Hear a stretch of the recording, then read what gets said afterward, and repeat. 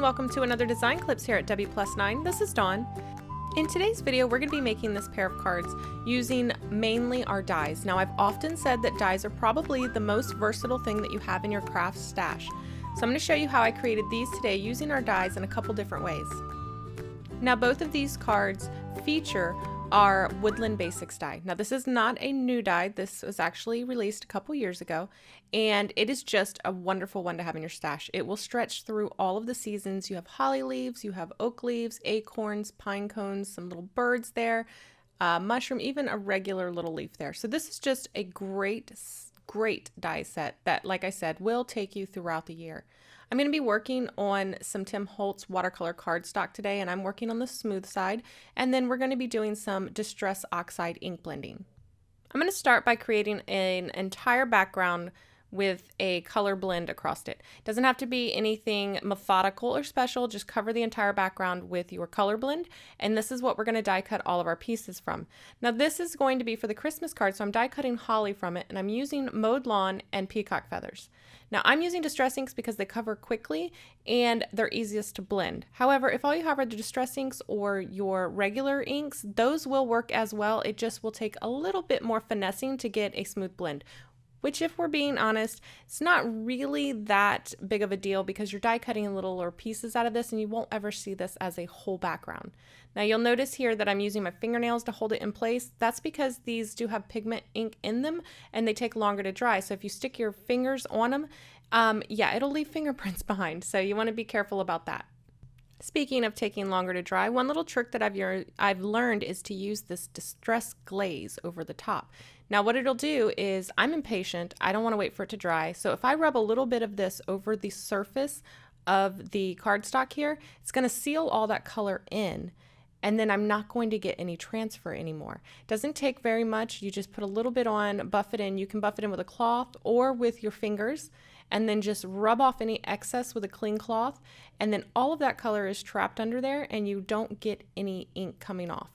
This is also useful because we're going to be die cutting this panel, and then we won't have any transfer of ink to our actual die either. And now it's just time to go on a die cutting spree. So I'm going to run this several times through my Big Shot and cut out a handful of these. I'm not sure exactly how many I need at the moment, but I'm just going to cut out a little bit more than I think I'll need. I'm also going to create some stamps from this die. So I've got some fun foam here, and this is just your regular fun foam that you can pick up at Michael's or any craft store. And we're going to die cut these holly leaves from this, and then we're going to use those as stamps. So just like we did with our regular cardstock, go ahead and lay out your dies, run it through your die cut machine, and it's going to cut perfectly through this fun foam. And now that we have all of our pieces, it's time to start creating that background. Now we're going to create this seemingly random background, and it's going to be a mix of stamping and the die cut pieces. So I've laid out some of those pieces on a cardstock panel. Now if you have trouble visualizing a random pattern, you can always use the negative that you die cut all the pieces from. Just take that and lay it over your cardstock panel, and then pick a few of the die cut negative spaces to adhere some of your actual die cut pieces back into. Then you would remove that template and leave those in place. I finally decided to do kind of a repeating pattern of pairs of the holly leaves, so a pair of the big and the small. And then now that I've got a pretty good idea of what I eventually want to do, I can go ahead and start adding in my stamping. And I am going to stamp the entire pattern across the background, and this will give me a good guide. That way I don't have to worry about not leaving enough space for my actual die cut in between my stamping. So like I mentioned, I'm going to adhere the fun foam stamp to an acrylic block using a little removable adhesive. And it's important to make sure that you have your new created stamp oriented the correct way. Because remember, I'm going to be laying that die cut on top of it, so I got to make sure that that silhouette matches up exactly. If I were to flip it the other way, it wouldn't match up. For today's cards, I'm stamping the background in fairy dust ink, but you could use any color you wanted. You can make it super colorful, you could use the same color, or a contrasting color. I ink this up just like a regular stamp and go ahead and stamp down. And once I have a couple stamped out, I can go ahead and move all the die cuts out of my way and then just start repeating this pattern and covering the entire sheet of cardstock.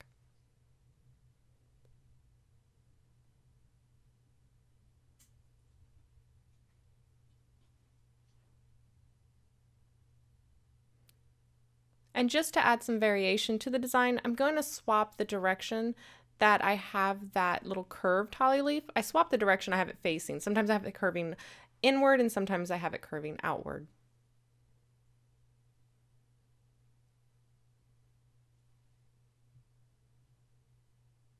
Once the entire panel is covered, we can come in and start choosing some areas to replace with our colorful die cuts.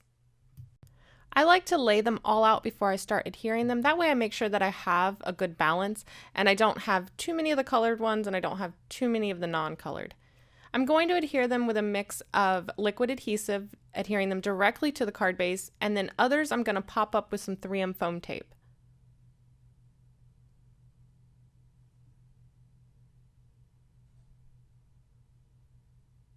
This is just another fun, easy way to add a little bit of dimension and interest, but the main reason that I'm popping up some of these on foam tape is I want to create a higher layer, because all of the bare empty spots in between the stamping, I'm going to fill with Nuvo drops.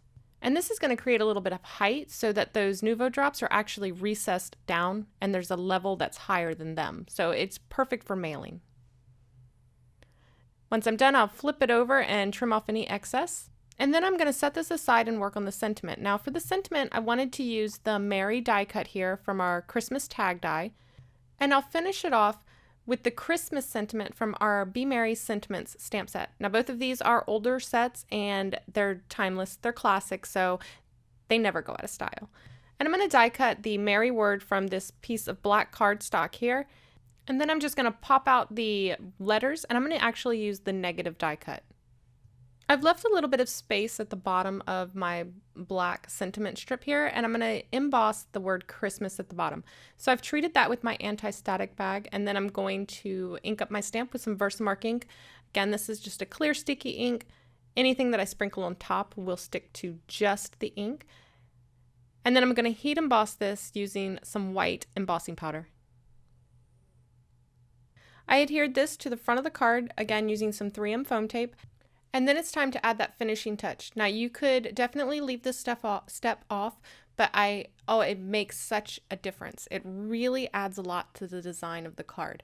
I'm filling in all of the bare or blank spots in between the pattern with some Nuvo jewel drops. And here for this card, I'm using the Strawberry Coolest. I varied the size of my little dots there and just made sure to put enough to fill in all of those blank spaces.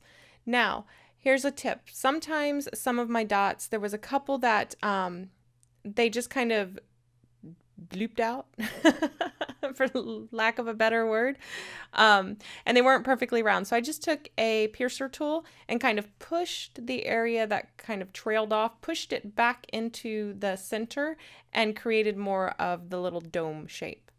Now those drops take a little bit to dry, so you'll have to set them off to the side before you handle them. And off camera, while that one was drying, I created another one. For this one, I used candied apple, spiced marmalade, and fossilized amber. And again, I used the dewdrops in the background. And for the sentiment, I used the Grateful from our So Very stamp set, and then the You Make Everyone Feel Like Someone Special from our Beautiful Butterflies stamp set. I just love how simple this design is, yet complicated looking. The execution takes a little bit longer, but really each step is very easy and it has such an impact when you look at it. I hope you guys enjoyed today's video. Remember, you can find all of the featured W+9 supplies at W+9.com, as well as at many of your favorite retailers. You can find more inspiration on our blog at stampawaywithme.blogspot.com, and you can find all of the products used in today's video listed in the description box below. Again, thank you so much for watching, and I will see you next time. Bye!